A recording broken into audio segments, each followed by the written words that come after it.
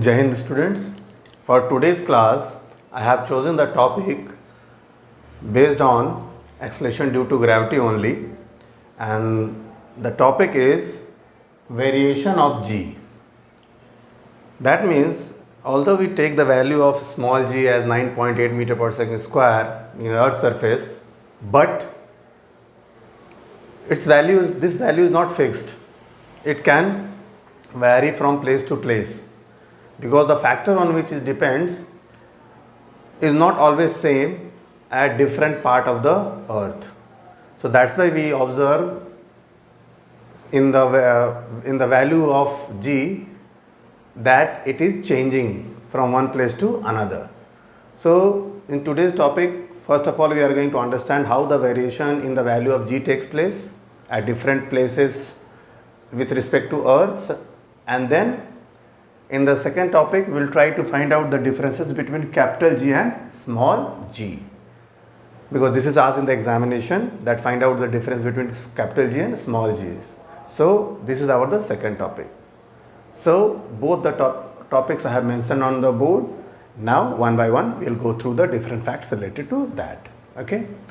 So starting with the variation of g topic, first of all we will try to calculate the value of small g at different places. So first of all, I have chosen at poles. As we know that the surface of earth is totally uneven. Somewhere we find seawater, somewhere we find hilly area, somewhere we find plain area, and overall the shape of the earth itself is not a perfect sphere. It is considered to be either geoid, or in more technical term we call it ellipsoid. And one very interesting fact I want to share here, that how we came to know about the shape of the earth very first time. So it is said that a Greek geographer whose name was Eratosthenes, he tried to find out the shape of the earth by taking the help of sun rays. And how has he done? He selected the two places, and at the same time he calculated the angle by which the shadow was forming, and on the basis of that, with the complicated calculation, he first revealed that earth is not a flat thing, not even a perfect sphere, it is somewhere geoid. Now geoid means, it means the earth has not equal radius everywhere. It is observed that at the poles it is bit flattened. That means it is closer to the center of the earth, and at equator it is spreaded away. Means the radius at the equator, the places at the equator is farther than the places at the poles. So similarly, this shape gets a shape of geoid. That means it has an uneven surface, it's not equidistant from the center of the earth. So that's why it is called geoid, and that makes all the difference. Suppose earth was a sphere, then there was no issue. Everywhere the value of g will remain same. But since we know that the earth is now not sphere in shape, so that's why the variation is observed in the value of g. So now if I want to calculate the value of g at poles, now the radius at the poles is taken around 6,357 km from the estimated value of radius of the pole. Okay, that means this places at the pole, that means this one. Now when you take the radius for equator, it is slight higher, 6,378 km. So it was 6,357, it is 6,378. So that is going to make a difference. Why? Just have a look.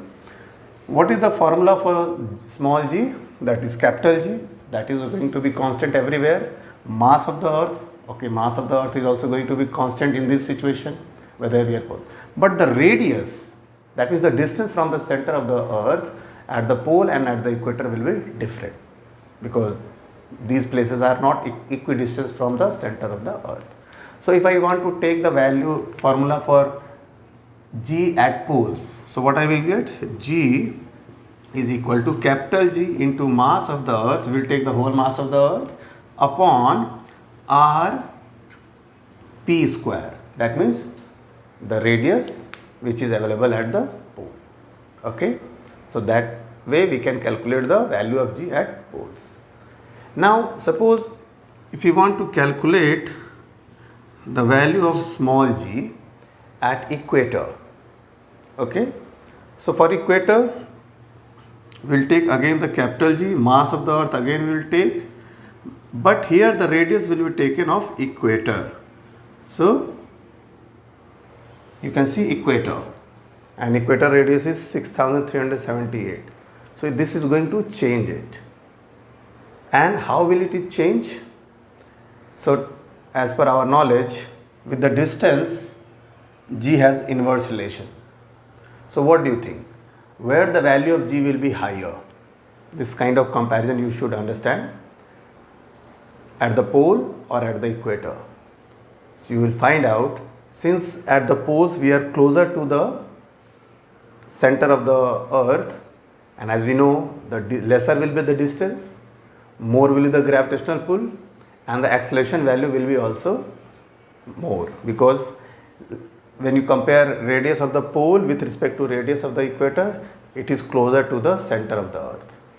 So if somebody asks to compare the value of acceleration due to gravity at pole and at equator, then you should go for that acceleration due to gravity will be higher at pole. The reason is that pole is closer than equator to the center of the earth.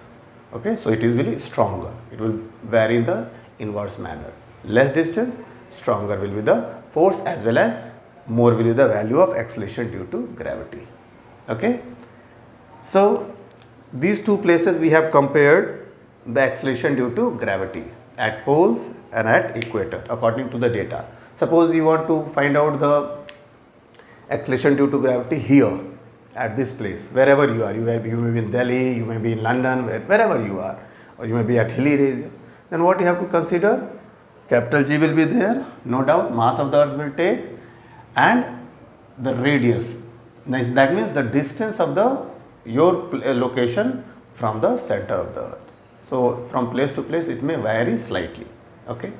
So after comparing these two, now we have come to know that acceleration due to gravity will be higher at poles as compared to equator near Earth's surface. Now we are going to leave Earth's surface. That is a very interesting point now. How can we leave? Now I am giving height to the object. Suppose the body has acquired height h from the Earth's surface. It is not he or she is not on the Earth's surface, or the object is not at the Earth's surface. It has acquired some height. Now when we provide height, that means we are giving more distance to the object. Now what will the expected formula and what will the expected value? Just have a look. So now when we have to calculate, now we have reached to the third situation, that at a height h from the Earth's surface. So when we calculate G now, capital G will be remain G only, mass of the earth will be taken, no doubt, and now the distance will be taken as r plus h whole square. Now here the distance is increasing. So what is the change in the value of G? It is going to be increased or decreased from the Earth's surface?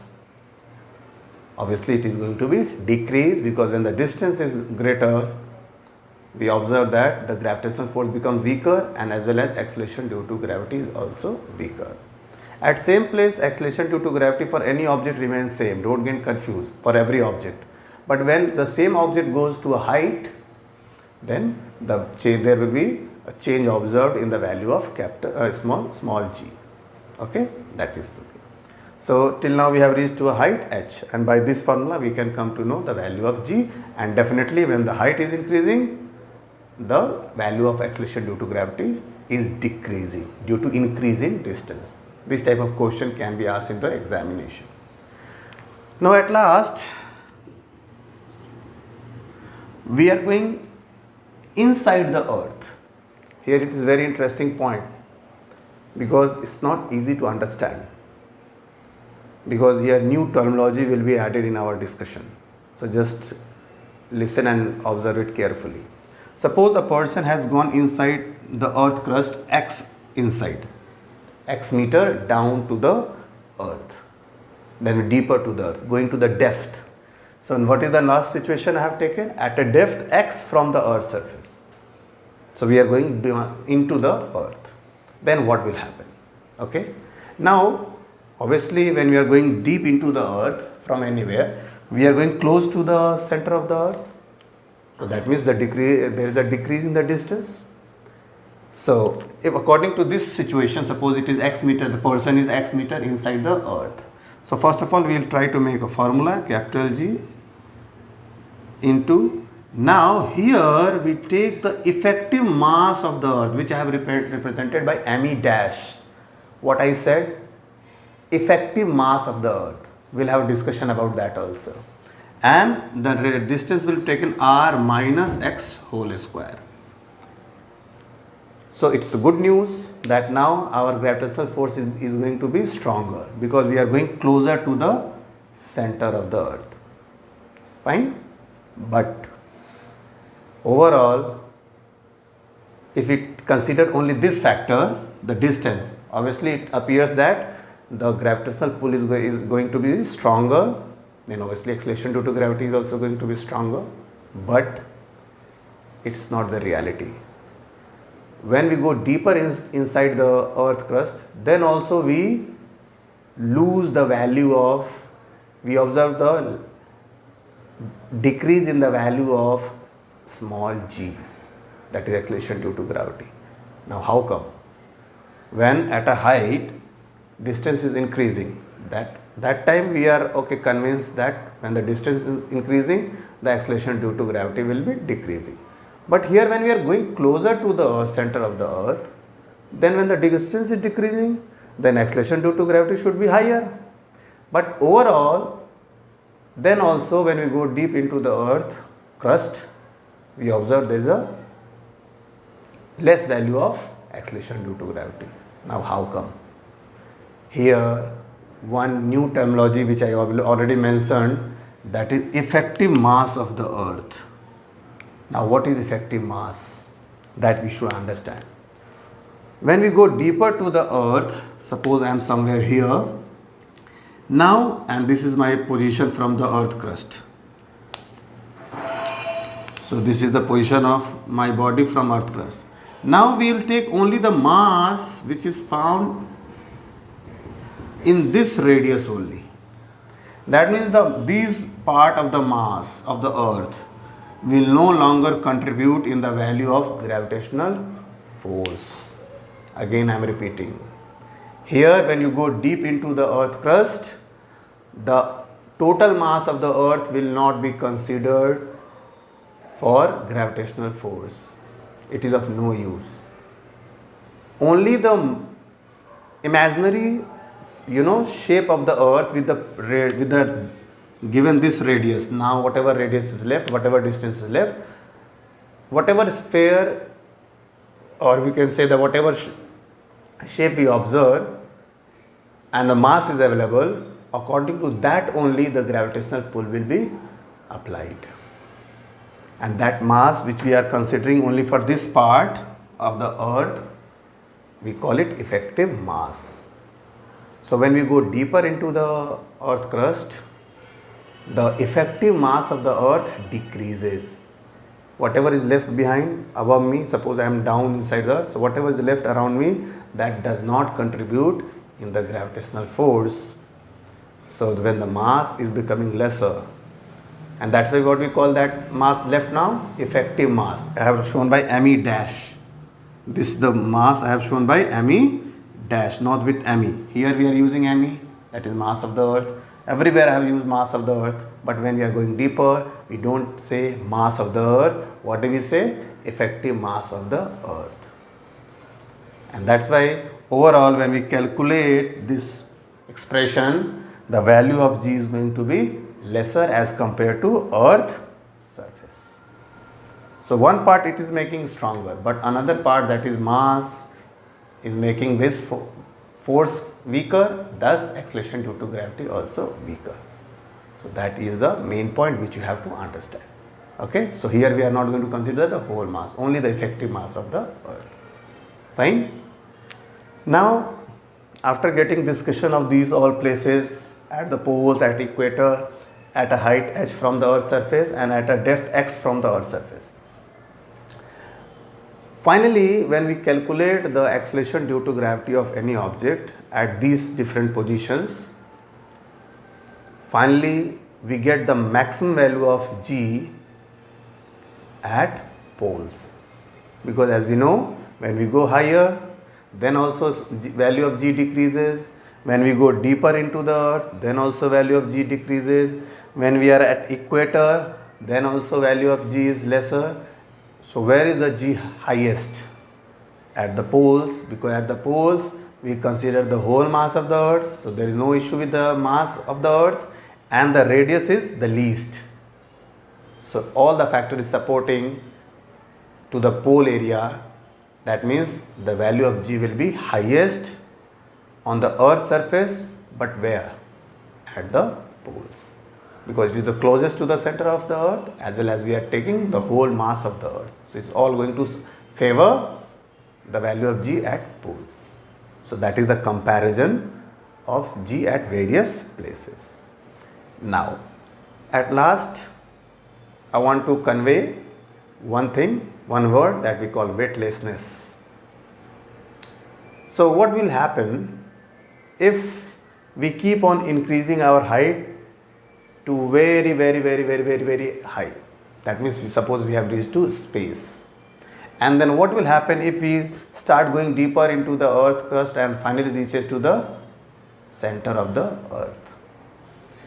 In both the situations, the value of g will become almost zero, and when the acceleration due to gravity is zero, then we'll talk about weight. Weight is totally dependent on acceleration due to gravity at any place. So when g is zero, then weight of our body, that is the actually gravitational pull of the earth only, will become zero, and that situation is only called weightlessness. So when you go to space, their acceleration due to gravity, due to large value of this value, because r plus infinite length, that is infinite height, so this is going to make very high value, and when it is very high value, then g will be very low, and finally it is very close to zero. So when you go to space, their acceleration due to gravity is also zero. Higher and higher you move, lesser will be the acceleration due to gravity.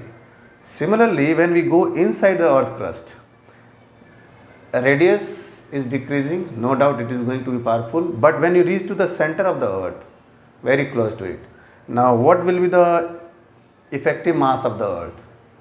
It will consider to be zero. So when we take effective mass at the center of the earth 0, then obviously overall this is going to be a very small value near to 0. So there also g value becomes 0. So obviously there also we can feel weightlessness.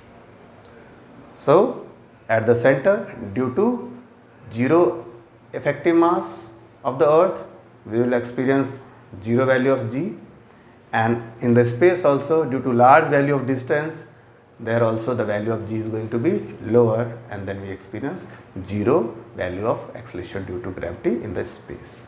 Okay, that is the reason for weightlessness in the space, as well as if we go to center of the earth. Although it's an impossible task till now, so but it is predicted that when you go to center of the earth, we have a 0 experience of value of g.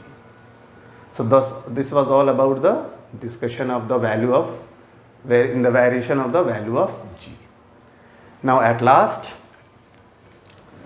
I want to discuss about some point of differences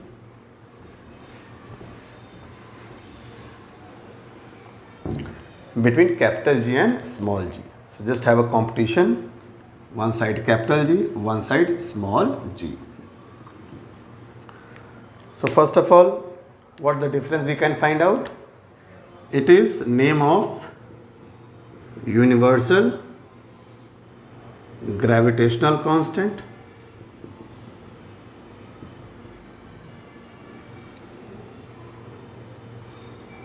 and this is the name of acceleration due to gravity. This is one of the basic difference. Second, it has unit of Newton meter square per kilogram square. This is the unit of that, capital G, okay, that we have already derived, Newton meter square per kilogram square, and the unit for this is meter per second square. Okay. Third point of difference we can take, its value is fixed, constant. It has a constant value. But as we have discussed today, that the value of G can variable depending on the position of the object with respect to Earth or any heavenly body. So these are the questions asked in the examination that find out some difference between capital G and small g. Okay. So thank you very much for today's